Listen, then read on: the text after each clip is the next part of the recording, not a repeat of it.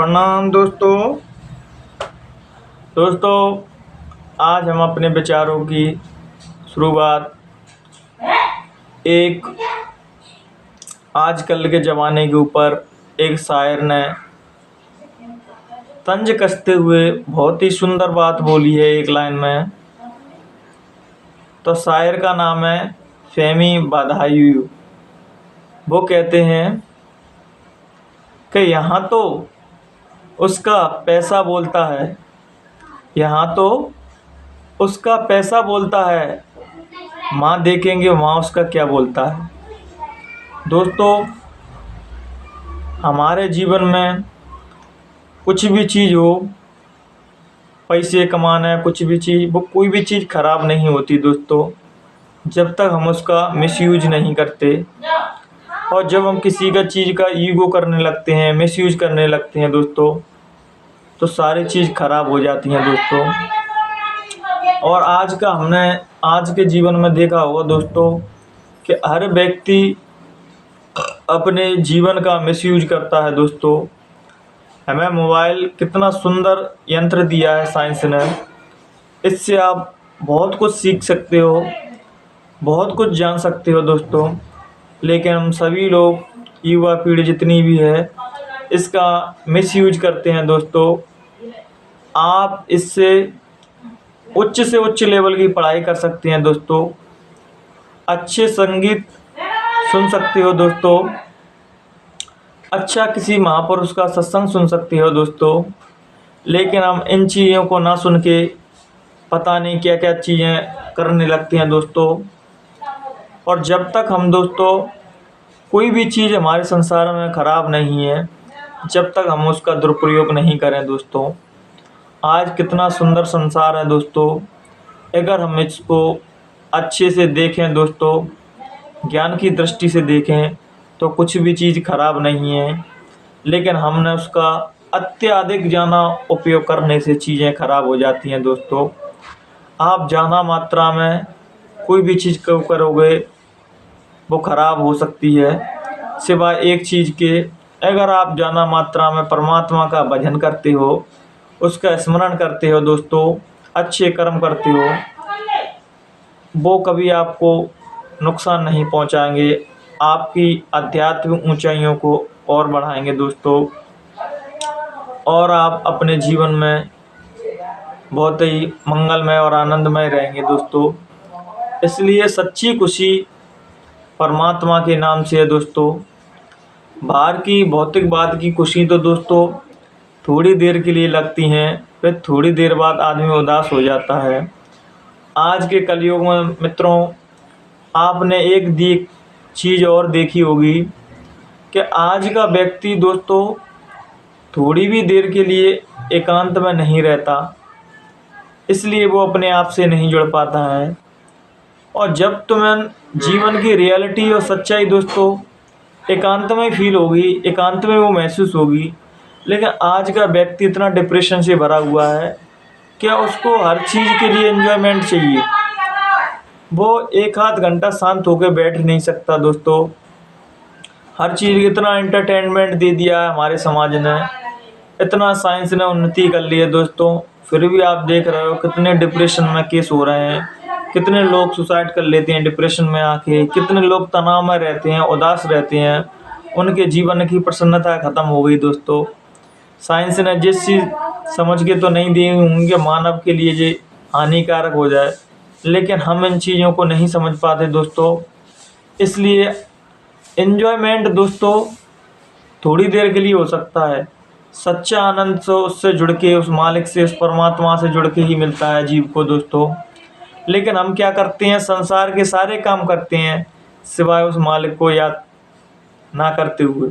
उसने हमें कितनी सुंदर ये सांसें दी हैं, जिसे हम अच्छे कामों में लगा सकते हैं, प्रभु स्मरण में लगा सकते हैं, लेकिन हम वो काम नहीं करते। बहुत से लोग कहते हैं अरे एक जीवन है, इसमें सब कर लो, मज़े कर लो। लेकिन आप जो बताइए, एक ही जीवन है, इसको और ऊंचाइयों तक क्यों नहीं ले जा सकते। तो रामायण में बहुत ही सुंदर बात कही है इस मानव देह के ऊपर कि बड़े भाग मानुष तन पावा, शुभ दुर्लभ सदग्रंथ न गावा। जो मनुष्य रूप में मिला है दोस्तों, ये परमात्मा की इतनी सुंदर रचना है दोस्तों कि परमात्मा ने अपना ही स्वरूप दे दिया है दोस्तों मनुष्यों को। लेकिन आज का मनुष्य दोस्तों पशुओं से भी नीचे गिर चुका है। पशुओं का भी कोई ना कोई ईमान है, लेकिन आज के कलयुगी मनुष्य का कोई ईमान नहीं है, कोई धर्म नहीं है उसका दोस्तों। हाँ, हम लोग धर्मों के नाम पर नौटंकी बहुत अच्छी कर लेते हैं, धर्मों के नाम पे एक दूसरे को नीचे गिराने में लगे हुए हैं। आज का माहौल आपने देखा होगा कि कोई अपने धर्म को प्रमोट करने के लिए, हर व्यक्ति अपने धर्म को प्रमोट करने के लिए लगा हुआ है। लेकिन धर्म किसी की संपत्ति नहीं, धर्म सभी का है दोस्तों। और कोई भी धर्म एक दूसरे को नीचा दिखाना नहीं सिखाता मैं। लेकिन आजकल आपने समाज में देखा होगा, कोई भी धर्म का व्यक्ति हो, वो एक दूसरे को नीचे दिखाने लगा है कि मेरा धर्म बड़ा साबित हो जाए, मेरा धर्म बड़ा साबित हो जाए। सच्चे धर्म को हम भूलते जा रहे हैं, जो मानवता का धर्म है दोस्तों। जब हम एक दूसरे की सेवा करेंगे, एक दूसरे की मदद करेंगे, एक दूसरे की हेल्प करेंगे दोस्तों, यही उस मालिक की सेवा है सच्ची, और यही उसकी खुदा की इबादत है, यही परमात्मा की सच्ची भक्ति है। लेकिन हम वो काम ना करते हुए और सारे काम करेंगे। मंदिरों में तो ऐसी नौटंकी करेंगे कि बहुत बड़े धार्मिक आदमी हो, और बाहर निकल के चंडालों के भी चंडाल हैं। इसलिए नौटंकी मत करो। अगर आपको परमात्मा को रिझाना है तो आप ये देखिए कि परमात्मा मुझे मंदिरों से, मस्जिदों से निकल के बाहर भी देखता है कि मैं बाहर क्या कर रहा हूँ। इसलिए आप एक बात नोटिस करना अपने जीवन में कि आप सच्चाई के रास्ते पर निकलेंगे दोस्तों, तो आपको बहुत सारी मुसीबतें आएंगी। आप बुराइयों के रास्ते पर निकलोगे तो आपको मुसीबतें नहीं आएंगी, क्योंकि परमात्मा दोस्तों जिसकी परीक्षा ही नहीं होगी, उसको इम्तिहान में कैसे बैठा दिया जाएगा, उसका एग्ज़ाम कैसे लिया जाएगा। इसलिए सच्चे लोगों की दोस्तों हमेशा परीक्षा होती हैं दोस्तों। आप एक बात हमेशा मेरी याद करना, नोटिस करना, कि आप सच्चाई के मार्ग पर चलना, उस परमात्मा के मार्ग पर चलना, आपकी टांग खींचने के लिए बहुत से लोग आ जाएंगे। और आप दारू की दुकान खोल लेना, आपकी तारीफ़ें सारे समाज के लोग, आपके मित्र वगैरह सब तारीफ़ें करेंगे। आप कोई गलत काम करना, संसार के कोई भी काम करना, आपकी सब प्रसन्नता करने आ जाएंगे।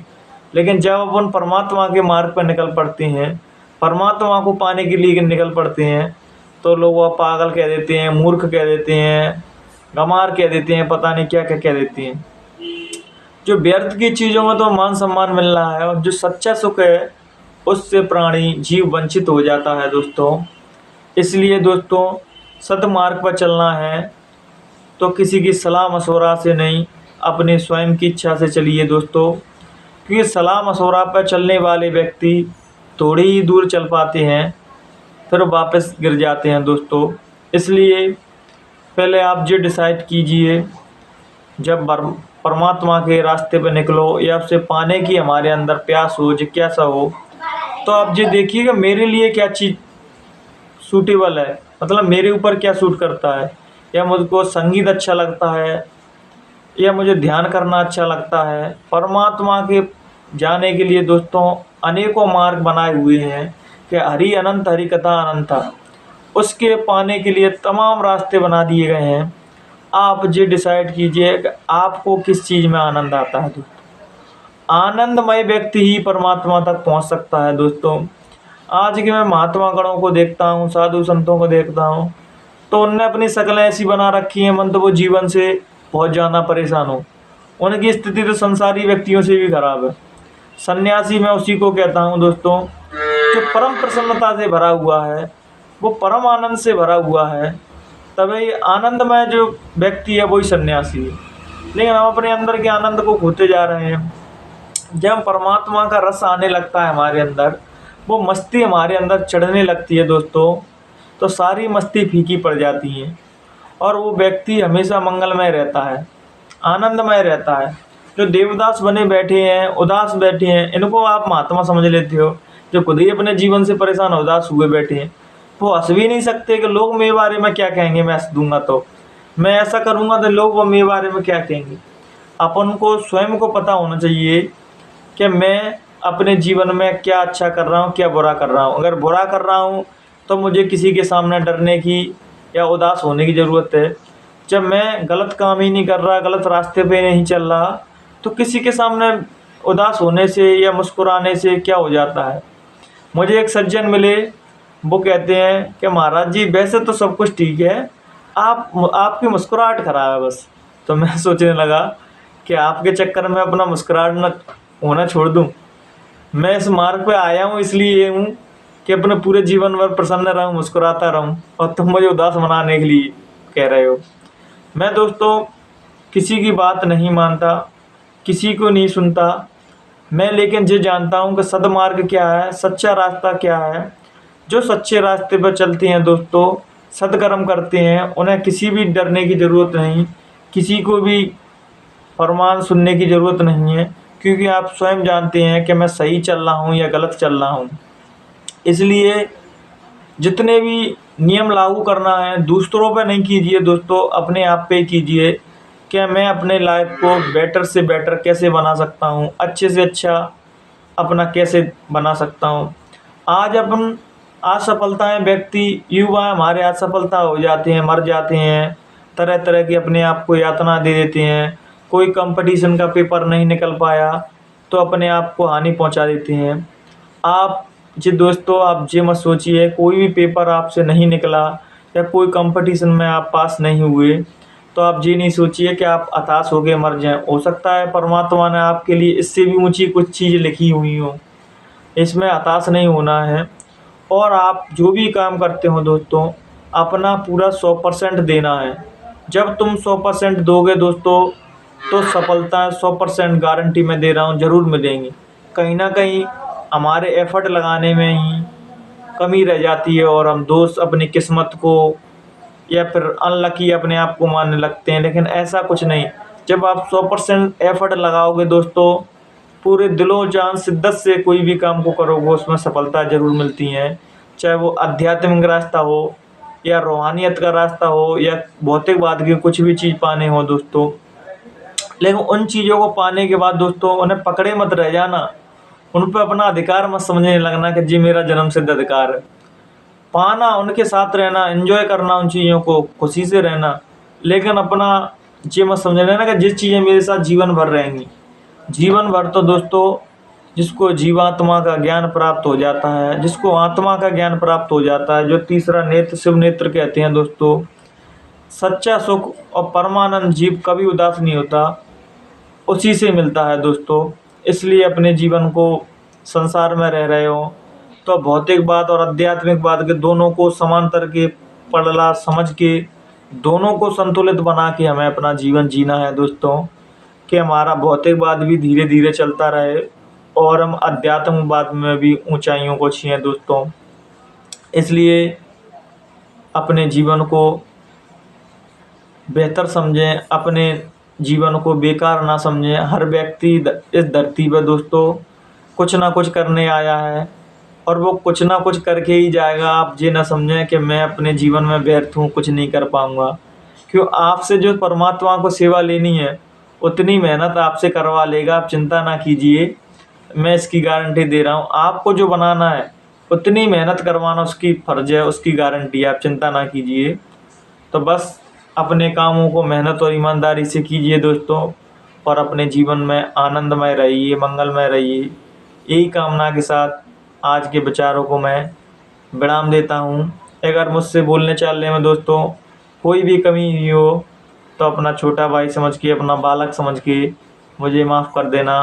प्रणाम दोस्तों।